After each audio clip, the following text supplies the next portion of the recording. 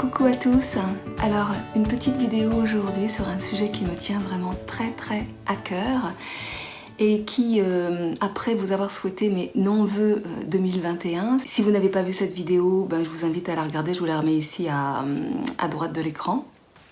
Donc après vous avoir souhaité mes non-vœux, je viens vous parler de mes élans, de mon élan 2021, qui est totalement contenu dans le titre, Bas les masques, et qui n'a strictement rien à voir, ou peut-être au contraire tout à voir avec ces histoires de virus actuellement. En tous les cas, ça a à voir avec la libération d'une parole, la mienne, la vôtre, et celle peut-être de l'être humain que nous portons tous en nous et qui est encore loin d'être advenu. Alors il y a 9 mois très exactement, en avril dernier, je publiais ma vidéo sur la violence des femmes. Si vous ne l'avez pas vue, je vous la remets aussi ici à droite de l'écran.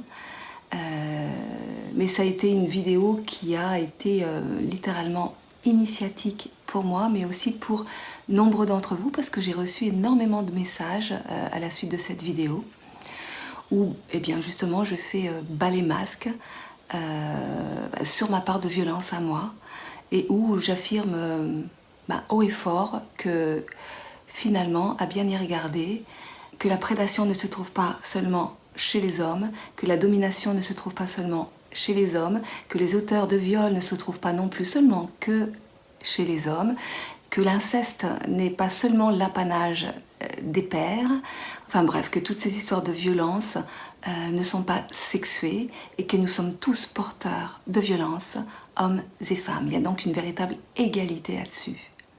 J'irai même encore un peu plus loin, et là je prends des risques en disant cela, mais pour moi la guerre des sexes n'est qu'une illusion, elle n'existe pas, car la seule et unique guerre qui existe est contre nous-mêmes.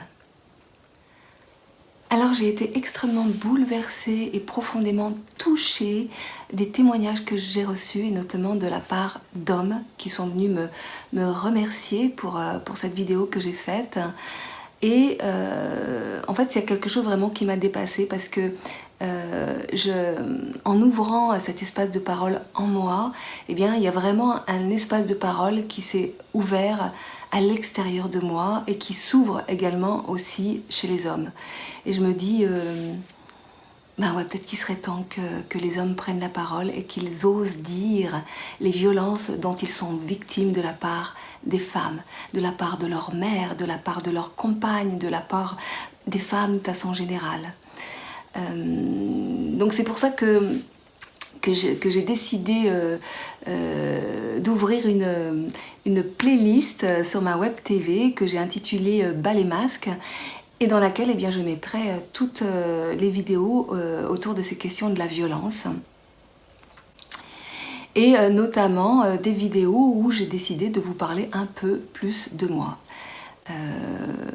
Parce que finalement, c'est pas que je ne parle pas de moi, et je ne fais que parler de moi, mais j'ai beaucoup donné la parole aux autres.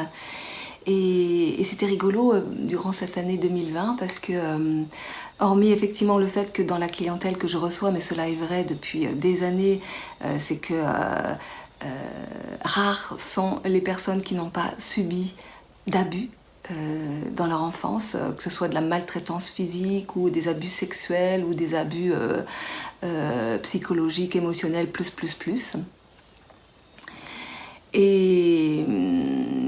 Mais aussi, plusieurs d'entre vous m'ont demandé si j'avais écrit des livres, ce qui est effectivement le cas. J'ai écrit des livres, mais je n'en parle jamais, et je vais vous expliquer pourquoi.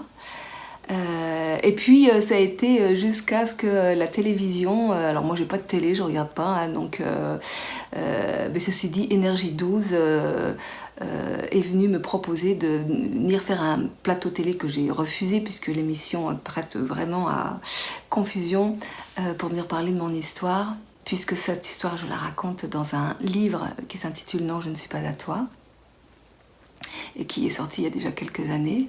Enfin bref, il y a apparemment actuellement une résurgence de tous ces sujets autour de la pédocriminalité, autour du viol, autour de l'inceste, tout ça, ça sort.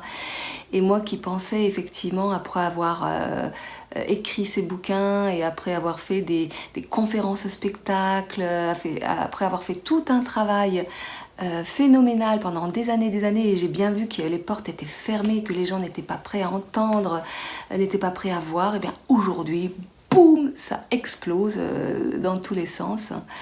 Et du coup, c'est comme si il y avait quelque chose en moi presque qui m'ordonnait de réouvrir cet espace de parole en moi, cet espace de témoignage et de mettre en lumière tous les processus finalement que j'ai compris sur les lois de la vie et du vivant dans ces histoires de violence.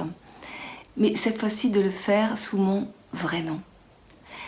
Parce qu'effectivement, j'ai écrit plusieurs livres, je vais vous en présenter 3. Donc le premier s'appelle « L'inceste de l'autre côté du miroir », donc qui était paru aux éditions Quintessence. « Non, je ne suis pas à toi », qui est donc ma biographie. Et biographie sortie aux éditions Erol, donc. Et « Les règles du jeu », qui est un petit ouvrage théorique qui explique effectivement tous les processus qui se jouent dans le processus incestueux. Alors j'appelle ça les systèmes d'emprise intrafamiliaux, mais aussi sociaux, hein, puisque dans cet ouvrage, eh bien, j'explique que finalement tous ces processus qui sont à l'œuvre au sein de la cellule familiale sont également à l'œuvre au sein de la culture, au sein de la société. Et donc je développe cette notion de domination maternante et de société incestueuse. Alors ces 3 bouquins, je les ai écrits sous un pseudonyme parce que du fait de la prescription, et ça je serai amenée à vous en parler un peu plus, là je voudrais pas faire une émission trop longue, mais du fait de la prescription, eh bien j'étais interdit de parler de mon histoire, voire même de témoigner avec mon image. Alors ça peut paraître très compliqué à comprendre, mais lorsqu'on subit un viol dans l'enfance, non seulement on se fait voler son sexe, on se fait violer sa puissance créatrice, mais on se fait voler son nom. Parce que du fait de la non-loi, du fait de la prescription, eh bien, non seulement on subit un crime, mais on n'a pas le droit d'en parler ailleurs que dans le cabinet des psys, et encore, faut-il encore rencontrer les psys qui soient en capacité d'accueillir cette parole. Et donc moi, pour survivre, puisque ce travail d'écriture a véritablement fait partie de mon processus de guérison, et j'en parle d'ailleurs dans la deuxième partie de ce livre, hein, de tout ce travail d'écriture, et de comment d'une écriture thérapeutique, je suis passée à une écriture socialisante et socialisable. Et puis, ce que je tiens aussi à dire, c'est que j'ai réussi le grand défi d'écrire mon histoire sans détails croustillants, puisque pour moi, ce qui était essentiel, c'était de ne pas rejouer le viol une deuxième fois. C'était d'écrire un ouvrage tout en tendresse, qui ouvre les oreilles, les yeux et le cœur, et non pas l'inverse. Et le défi, il est d'importance, car effectivement, comment raconter une histoire violente en elle-même sans être dans la violence vis-à-vis de soi-même, ni impliquer les personnes qui nous sont les plus proches. C'était pas facile. Donc l'intention, c'était de raconter les faits qui sont socialement et politiquement importants de raconter, sans aller dans les détails croustillants, au grand drame de mon éditeur qui n'arrêtait pas de me harceler pour que j'en dise plus, Mais bon, mon éditeur a fini par comprendre que cette histoire d'inceste n'était pas seulement une histoire intime, mais bien une histoire sociale, voire même politique, hein, puisque je développe le fait que l'intime est politique. Et donc du coup j'ai pu écrire un ouvrage qui m'a permis aussi de reposer les voiles de l'intime et de clairement redéfinir qu'est-ce qui est de l'ordre de mon espace sacré et que je garde pour moi, et qu'est-ce qui est de l'ordre de l'espace social et politique, et que je partage, que je témoigne et que je transmets. Voilà, donc pour en venir à ce que je disais précédemment sur le nom, j'ai écrit ces 3 livres sous des pseudonymes. Enfin, le premier c'était sous un pseudonyme et les 2 suivants c'était sous mon nom de femme mariée. Et aujourd'hui, je dirais que c'est comme si la vie venait m'ordonner de témoigner, mais de témoigner cette fois-ci à visage découvert et avec mon véritable nom, puisque j'ai repris mon nom, Marie Montbrun, il y a un peu plus de 2 ans maintenant. Et voilà, et tout ça c'est pas rien quoi. Donc je transgresse, hein. Je transgresse les lois parce que ce que je risque effectivement, potentiellement, c'est une plainte pour diffamation. Mais à l'heure d'aujourd'hui, je peux vous assurer que j'en ai plus rien à faire. Mais alors vraiment plus rien à faire.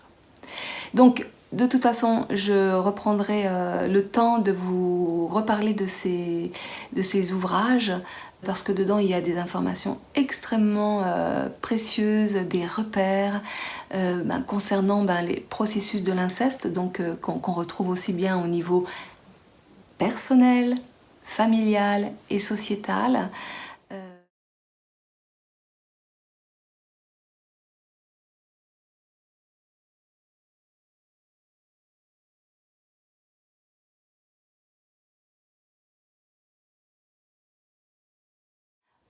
Au niveau de la prévention faite aux enfants, qui je trouve personnellement est totalement assassine, et donc je vous expliquerai pourquoi.